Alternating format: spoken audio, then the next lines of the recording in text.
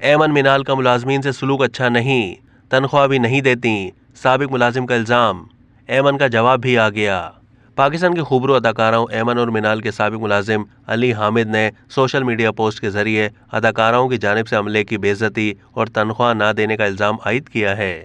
علی حامد نامی social media صارف نے مختلف سوشل میڈیا پیجز کو ٹیگ کرتے ہوئے الزام عائد کیا کہ 6 مہینے سے اپنی محنت کا معاوضہ بطور بھیک مانگنے کے بعد اب میں اس پوائنٹ پر پہنچا ہوں کہ ایمن منال کلوزٹ کے ساتھ اپنے برے تجربے کا ذکر کر سکوں۔ علی حامد نے لکھا کہ میں 1 سال سے ایمن اور منال کا ملازم ہوں، لیکن بڑے نام ہونے کے باوجود انہوں نے مجھے وقت پر ادائیگی نہیں کی۔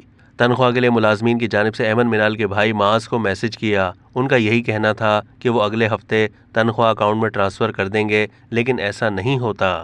سابق ملازم کے مطابق اداکارائیں اپنے ملازمین کی بے عزتی کرتی ہیں اور ان سے غلاموں جیسا سلوک کرتی ہیں۔ ان کا برانڈ مہینوں میں لاکھوں کماتا ہے، لیکن وہ ملازموں کو ان کی اجرت نہیں دیتے۔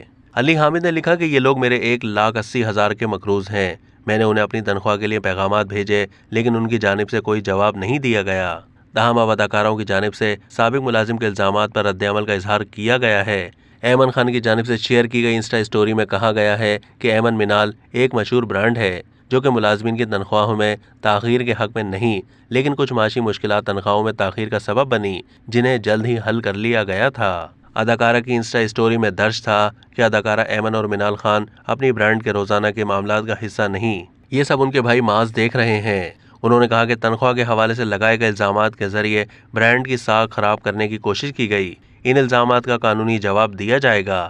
اب تک کے لیے اتنا ہی۔ مزید معلومات کے لیے ڈیلی جنگ کے یوٹیوب چینل کو سبسکرائب کیجیے۔